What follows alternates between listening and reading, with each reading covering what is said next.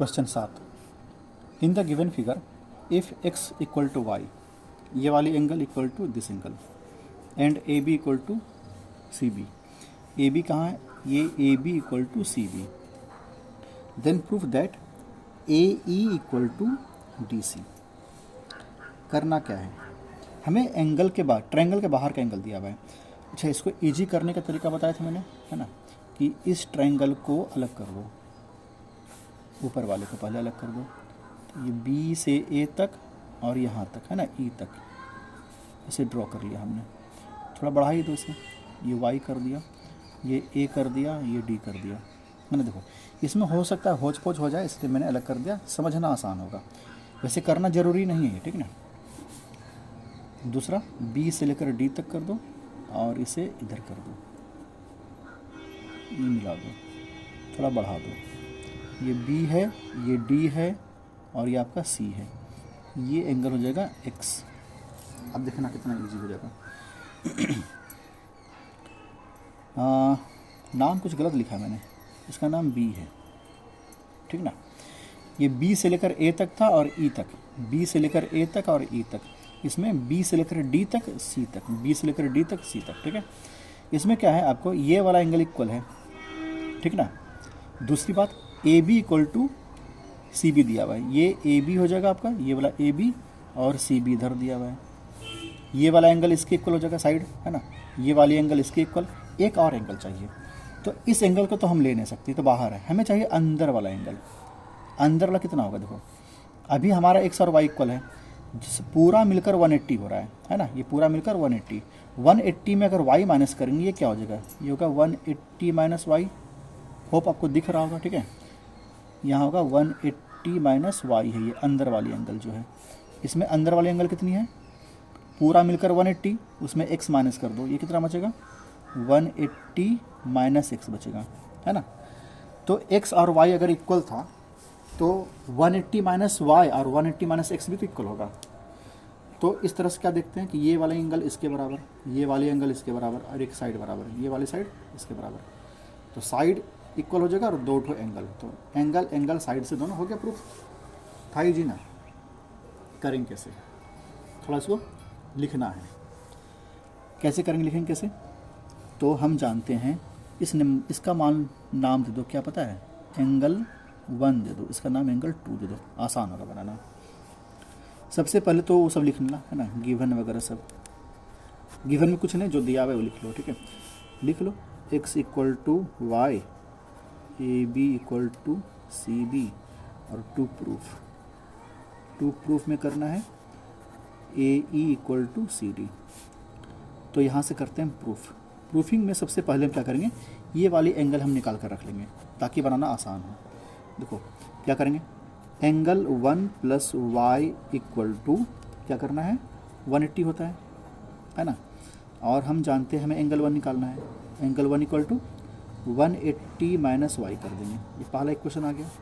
दूसरा क्या, दूसरा उधर angle 2 plus x equal to क्या होगा, 180, है ना, यहाँ लिख दो लीनियर पेयर लिख दो, लिखना चाहिए, ठीक ना, लीनियर पेयर। अब क्या करेंगे, एंगल 2 इक्वल टू क्या होगा, 180 माइनस एक्स होगा। यहाँ तक क्लियर है ना, बढ़ते हैं आगे, अच्छा ढक ना जाए यहाँ तक, ठीक ना। अब क्या करेंगे, इसको इक्वेशन 2 मान लो। हमें क्या करना है, इन दोनों को इक्वल प्रूफ करना है। कैसे, हम जानते हैं since x equal to y, ये क्वेश्चन में आपके दिया हुआ है, ठीक है, x equal to y, therefore from equation 1 and 2 क्या कर सकते हैं, ये दोनों अगर इक्वल आपस में, ये दोनों आपस में इक्वल होगा ना, एंगल 1 इक्वल टू एंगल 2, इसको 3 मान लो, काम आएगा, ठीक ना। तो इसको एंगल 1 मान लो, इसको एंगल 2 मान लो, करते हैं सोल्व। तो इस वाले ट्रायंगल में और उस वाले ट्रायंगल में यहाँ लिख दो, इधर बन जाएगा आराम से, जगह तो है ही, है ना। इन ट्रायंगल क्या नाम है, B A E and triangle B D C, B D C, क्या क्या लेना इक्वल, इसे इधर कर दूँ, अच्छा लगेगा देखकर। क्या क्या दिया हुआ है, angle B equal to angle B, angle B equal to angle B, इसका एंगल 1 इक्वल टू एंगल 2। ये कहाँ था, ये गिवन, ये कॉमन है ना, ठीक है, ये कॉमन है।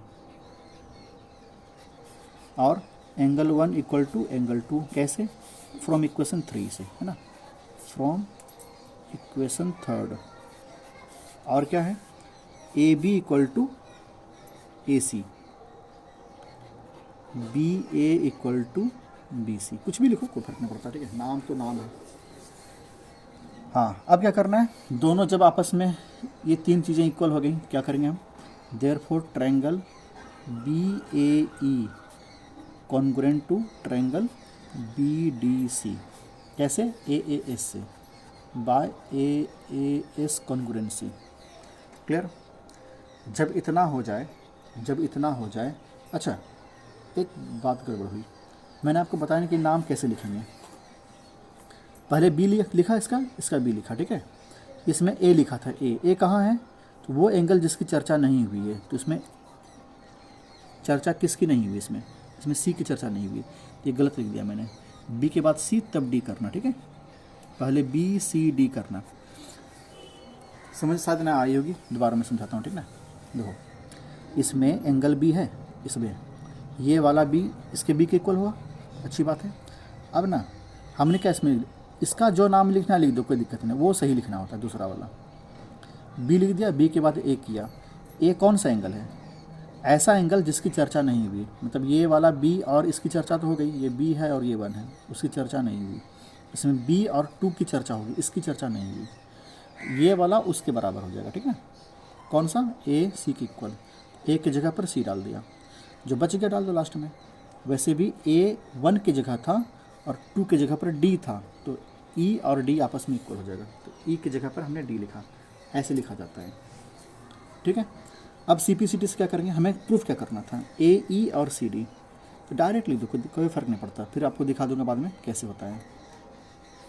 देयरफॉर कहाँ है, A E equal to C D, by C P C T, हो गया प्रूव्ड। बस दिखा दूँ कैसे, देखो, दोनों ट्रायंगल आपस में कॉन्ग्रुएंट हुए, तो इसका ए ई, ठीक है ना, ए ई कहाँ है, बी के सामने, इसमें बी के सामने कौन है, सी डी है, तो इसका ए ई इसका सी डी आपस में इक्वल होगा ही होगा, है ना, दोनों एंगल बी के सामने वाला है। क्लियर ना, सी पी सी टी यही होता है, क्लियर।